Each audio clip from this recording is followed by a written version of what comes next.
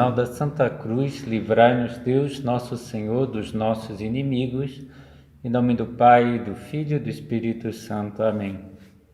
Meu Senhor e meu Deus, creio firmemente que estás aqui, que me vês, que me ouves. Adoro-te com profunda reverência. Peço-te perdão dos meus pecados e graça para fazer com fruto esse tempo de oração. Minha Mãe Imaculada, São José, meu Pai e Senhor, meu anjo da guarda, intercedei por mim.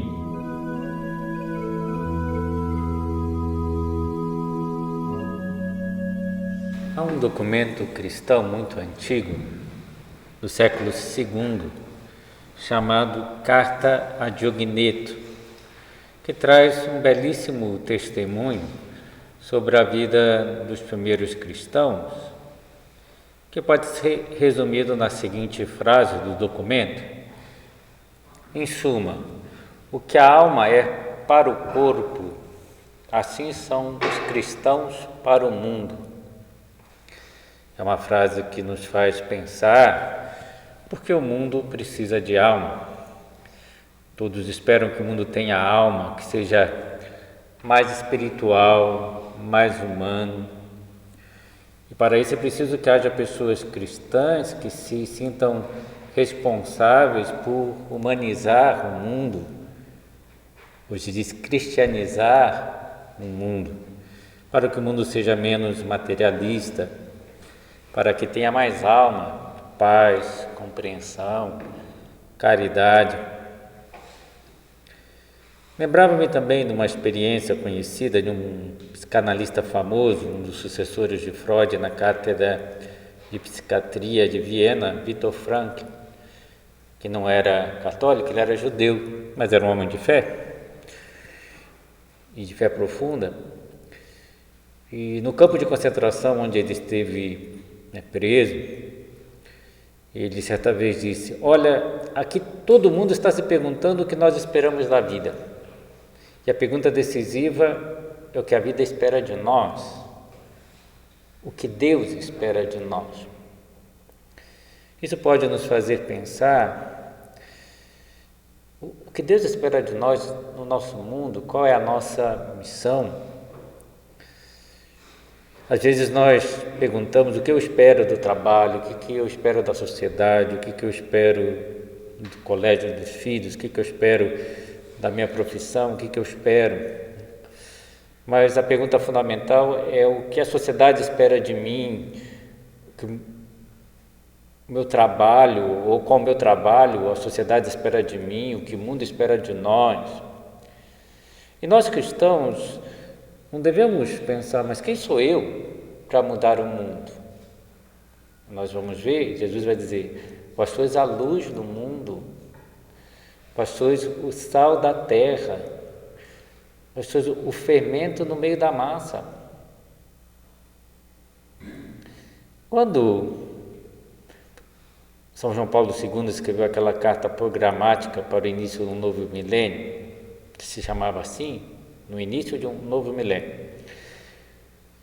e entre outras coisas que dizia, ele comentava: começa um novo século, um novo milênio, sob a luz de Cristo. E ele lembrou naquela época um fato, que era comentado nos primeiros séculos do cristianismo, que era chamado de mistério lunar, ou mistério da lua, e que não tem nada a ver com astrologia. O que significa esse mistério da lua que os padres da igreja comentavam? É muito simples, é uma comparação poética para dizer que, assim como a lua reflete o sol, a igreja tem que refletir a Deus, e o cristão tem que refletir a luz de Cristo. Agora me fez lembrar uma passagem de um comentário de Santo Agostinho ao Evangelho de São João.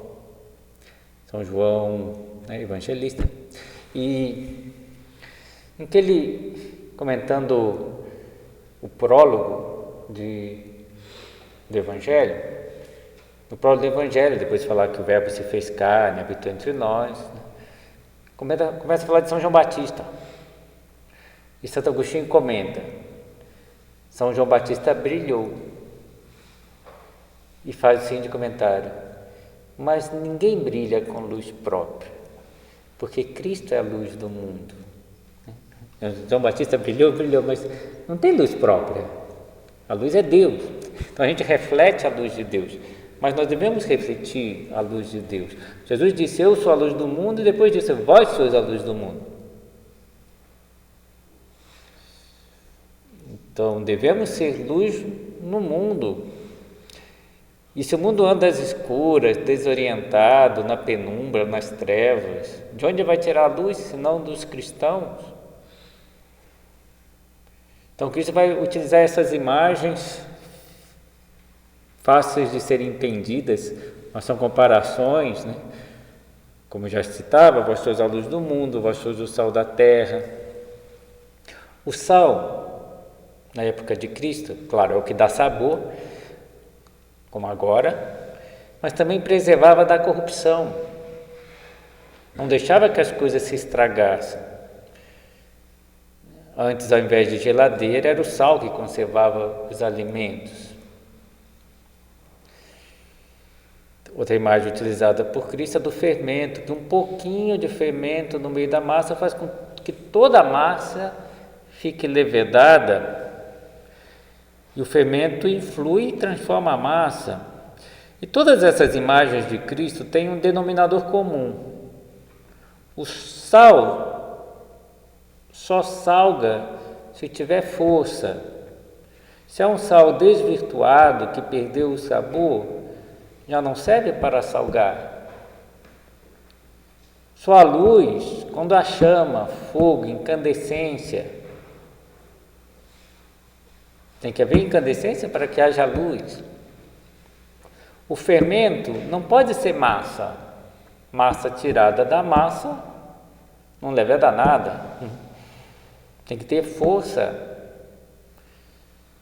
senão não transforma aquela massa. Então, não podemos perder a nossa força, a nossa luz, o nosso sabor, o nosso poder de fermentar. E de onde vem isso? De Deus. Outra hora mesmo comentava com alguém falando da Bruna, que aqueles exemplos que eu contei da Bruna.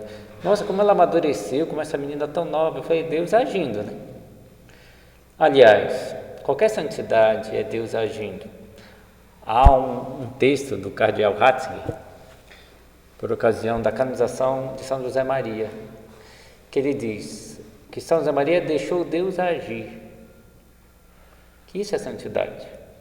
Quando a pessoa deixa Deus agir na sua vida e transformá-lo. A santidade é, antes de tudo, a ação de Deus em nós. Mais do que esforço, mais correspondência às luzes, às graças que Deus nos dá na oração, nos sacramentos. E o que transforma o mundo é o nosso amor a Deus.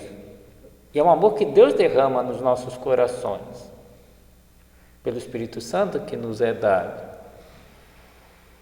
Então, mas o mundo pode esperar de nós, Deus espera de nós, que nós tenhamos essa força interior, essa vibração interior, que vem pela nossa fé, pelo nosso amor a Deus, pela nossa intimidade com Deus. Assim somos fermento, chama, luz, sal. E todos nós, eu penso que temos presente pessoas que foram luz na nossa vida. Há muitos de nós que têm um referencial bem claro.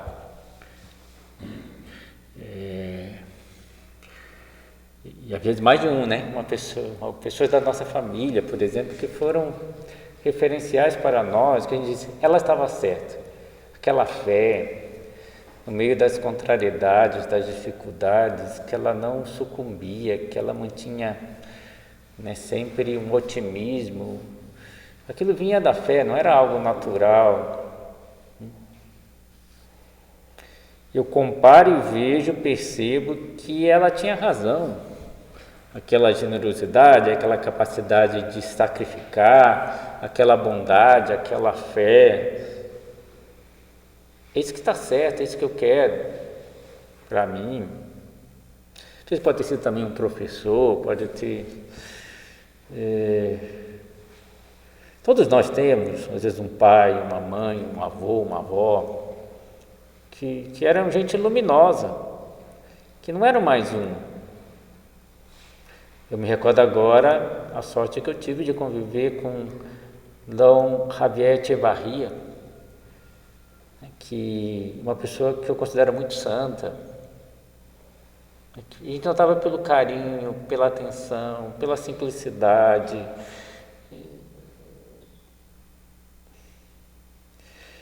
Com seu exemplo de alegria. Algumas pessoas tiveram a grande sorte de conviver com o fundador do Opus Dei. Eu não tive, mas só assistindo os filmes, né, que estão às vezes no site do Opus Dei, tem vários filmes dele. Não sei se acontece com você, mas a primeira vez que eu assisti um filme de Santa Maria eu fiquei muito impressionado, mas muito mesmo, com carinho, com a vibração, né? Que aquilo não era natural, aquilo era de Deus. Há em uma biografia chamado Perfil do Fundador do Opus Dei, que conta uma história muito simples de um rapaz que não acreditava, que era ateu, mas que tinha um amigo católico, e ele realmente era amigo, então que ele foi conversar com São José Maria porque queria dar um conselho para um amigo que era católico e ele não tinha fé, então parece coisa estranha, né? Mas ele não sabia que conselho dar, né? E foi conversar com Monsenhor Escrivá, como era chamado na época. E o depoimento dele é impressionante. Imagina, uma pessoa que não tem fé e vai conversar com um padre.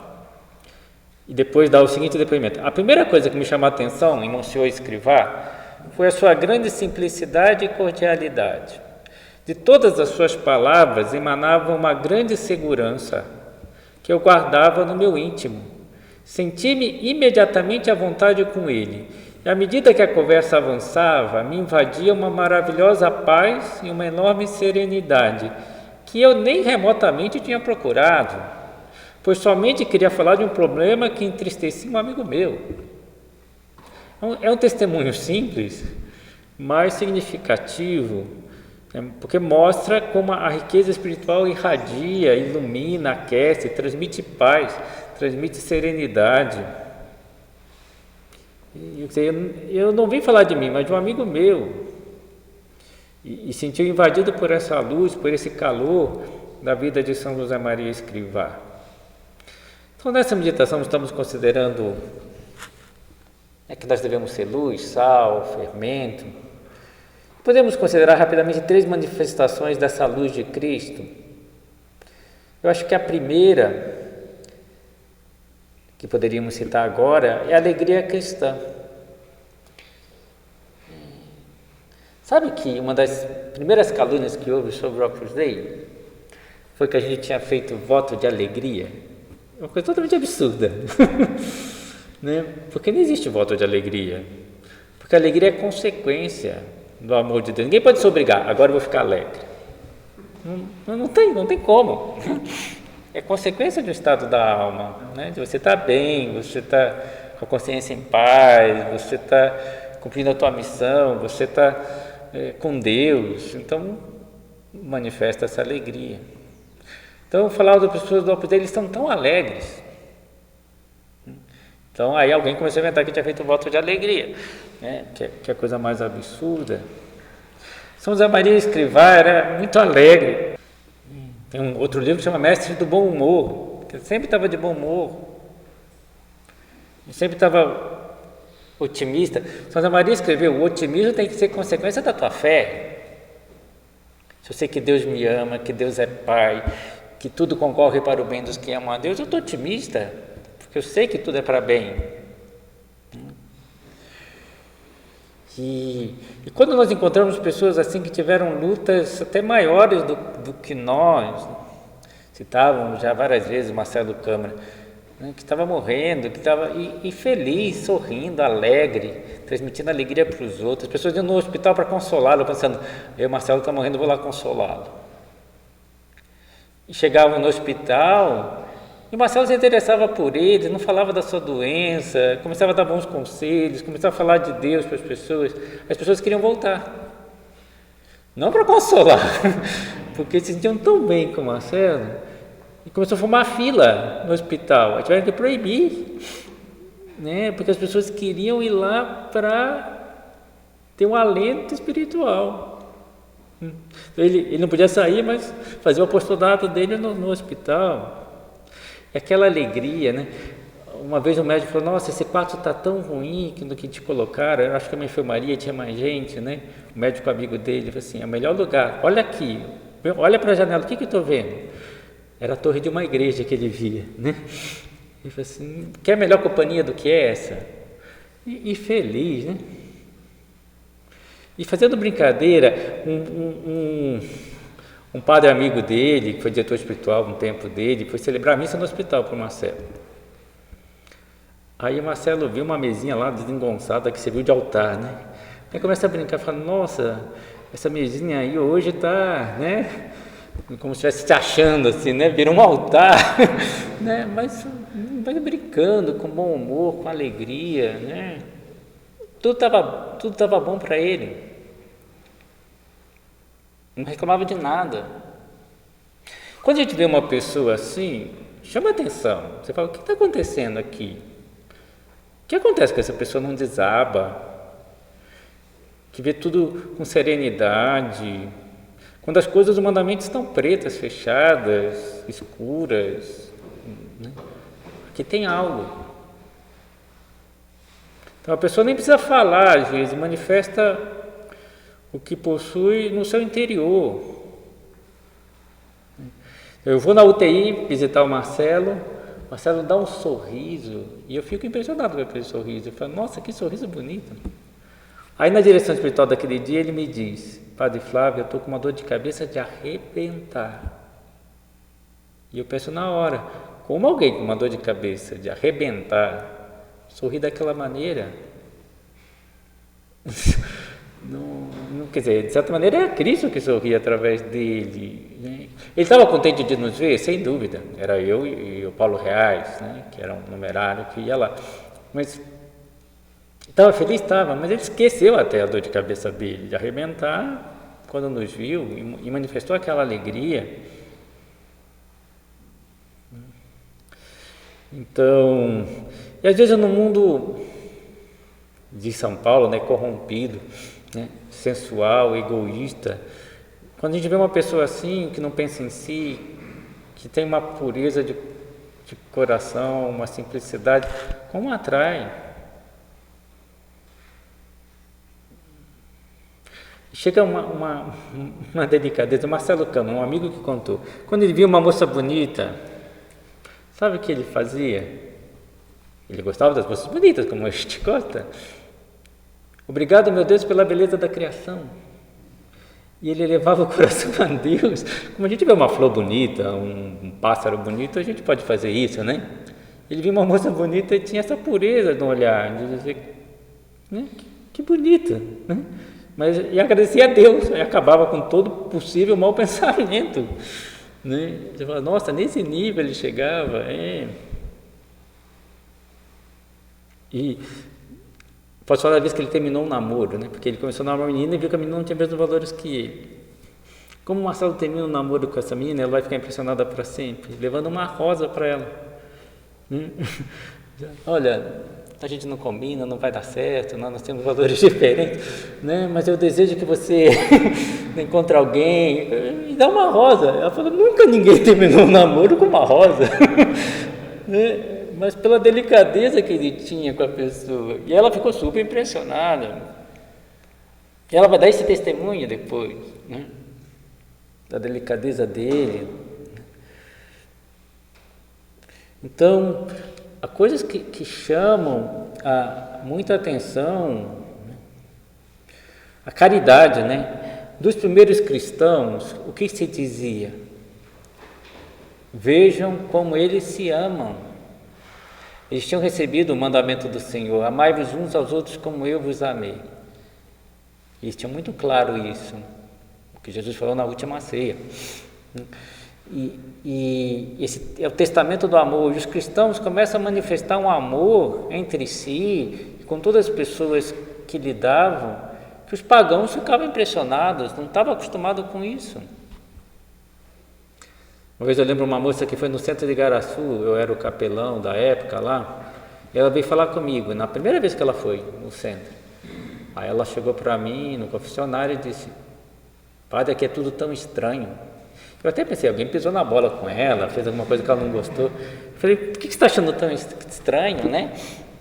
Aí ela falou assim: não, desde que eu cheguei aqui as pessoas começaram a se interessar por mim, perguntaram de mim, da minha família, que eu estudava. Eu falei assim: mas você não gostou de que fizesse isso? Não, gostei, mas não estou acostumada. Aí eu falei: isso se chama caridade cristã. Ela era cristã, católica, né? As pessoas estão querendo que você se sinta bem, você está vindo pela primeira vez e todo mundo quer te acolher para você se sentir bem. Ah, mas não estou acostumado. Mas gostou ou não gostou? Claro que eu gostei, né? Mas, então, isso atrai. A pessoa pode até achar estranho no começo, mas claro que atrai, claro que eu gostei. E dos primeiros cristãos se falavam muito: veja como eles se tratam, veja como eles se amam. De São José Maria Escrivão, um jornalista, dizia: todos que tivemos a sorte de aproximar-nos desse sacerdote de Deus, sentimos invadidos de um carinho inesgotável, pródigo de detalhes de ternura, delicadeza, bom humor, que deixavam na alma uma sensação de bem-estar espiritual e um estímulo para uma vida isenta de egoísmo e ansiosa de servir os outros. O jornalista pegou bem, né? Quer dizer, dá um bem-estar espiritual que dá vontade de ser como ele, não ter egoísmo, de servir os outros. E que maravilha poder dizer isso de uma pessoa. Essa é a caridade cristã, com detalhes de ternura, delicadeza, compreensão. São José Maria dizia: quem conhece a natureza humana a fundo queria desculpar e compreender a todos. Esse era o coração de São José Maria, que queria compreender a todos, desculpar a todos.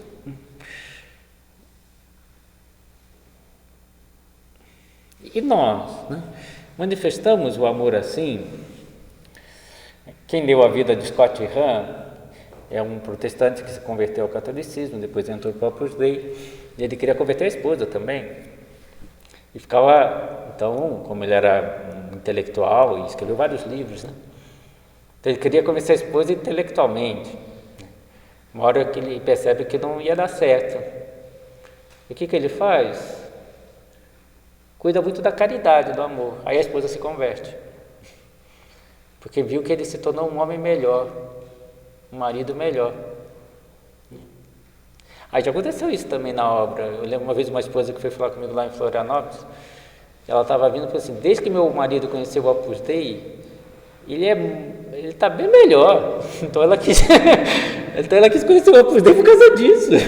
Nossa, ele mudou, né? Já não briga mais, não está atencioso, está cuidando, né, do casamento, se vê claramente. E que bom que eu pudesse falar também isso de nós. Por último, a coerência. Coerência, que eu quero dizer, não é que eu não possa errar, todos nós temos falhas, mas as pessoas percebem quando nós somos coerentes ou não, quando estamos lutando por ser melhores. Esse bom exemplo que dá essa coerência. O bom exemplo atrai. Aliás, um dos melhores apostolados é do exemplo. E quem é pai tem que ter muito claro que como os filhos aprendem com exemplo e desaprendem também com exemplo. No Mananciais, eu sou capelão da unidade de Mananciais, do Colégio do Bosque Mananciais. Uma vez veio falar para mim, acho que de 7 anos, no segundo ano, 7 ou 8. Aí veio falar comigo depois no final de semana e ela entra lá no confessionário. Padre, como o senhor está? Tô bem. Aí você vê uma criança nova, filho, assim, e como foi o final de semana do senhor? Foi muito bom. E o teu? Né? Falei, nossa, que menina boa, que menina atenciosa, né? Aí no mesmo dia eu conheço a mãe que vem buscar a filha no colégio. Ela, padre, como está o senhor? Como foi o seu final de semana? Eu falei, já tá aí, já peguei, né? Tal mãe, tal filha. As crianças imitam os pais. Então a gente sabe como são os pais pelas crianças. Criança que vai batendo em todo mundo no colégio, ixi, né? Como que é esse pai em casa, né? Então, talvez não chegue a bater, mas como ele é agressivo, grita, então a criança vai imitando e vai sendo igual aos pais. Então a gente vê, graças a Deus, a gente vê muita coisa no colégio, vê muita coisa boa, né? Como elas são atenciosas, como são delicadas. Mas é importante o exemplo. E como educa, como atrai. E as pessoas se transformam muito pelo nosso exemplo. Esse é o sal, né, que preserva da corrupção. A gente não tem que ter vergonha de chocar com o ambiente, por sermos cristãos. São José Maria vai dizer que essa coerência, a naturalidade é que Deus nos pede de chocar. E hoje em dia tem que chocar. Se um cristão não choca com o ambiente, não está sendo um bom cristão. Hoje em dia tem que chocar. As coisas também ruins por aí, não sei se vocês sabem, né? Acho que imagino que sim, né? Todo mundo vê televisão. Né? Quando eu era capelão de Igaraçu, veio uma menina me falar que a conversa num colégio, não era o colégio do Bosque Mananciais, um outro colégio de Curitiba, das meninas era que elas estavam namorando, estavam no ensino médio, quanto tempo demoraram para ter relação com o namorado? Era essa conversa. Ela namorava 1 ano e meio, nunca tinha tido. E perguntaram para ele, e você, quanto tempo, né? E ela falou assim, não tive, só vou ter depois de casado. As meninas arregalaram os olhos. Choca? Claro que choca hoje em dia. 2 colegas dela foram perguntar para ela como ela conseguia. Porque o exemplo atrai. Fala, o que você faz? Como você consegue? Diz pra gente, né? Então atrai. Ela pode ter ficado com um pouco de receio, né? O que eu vou falar, né? Mas às vezes a naturalidade é o que atrai. Eu lembro outra menina que era muito natural, muito espontânea, né? E uma menina, não quero assustar ninguém, mas as coisas estão bem ruins por aí. Chegou uma menina, uma colega, dizendo para ela, essas férias foram muito boas, eu fiquei com 5 garotos. E essa que era muito espontânea, católica, eu falei, que pena. Não, eu falei que fiquei com 5 garotos. Que pena. Pena do quê? Pena que você não encontrou ninguém que te ama de verdade. E a outra começou a chorar.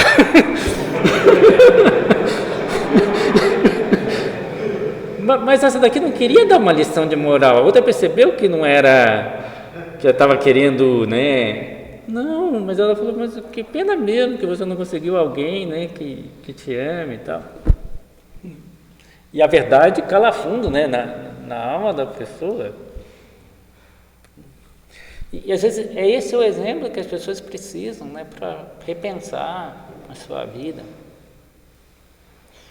Vamos encerrando a meditação, essa meditação, que nós estejamos dispostos a ser luz, sal, fermento, e pedimos a Nossa Senhora, que sempre foi luz, né, que ela interceda por nós para que nós também o sejamos. Dou-te graças, meu Deus, pelos bons propósitos, afetos e inspirações que me comunicaste nessa meditação. Peço-te ajuda para os pôr em prática. Minha Mãe Imaculada, São José, meu Pai e Senhor, meu anjo da guarda, intercedei por mim.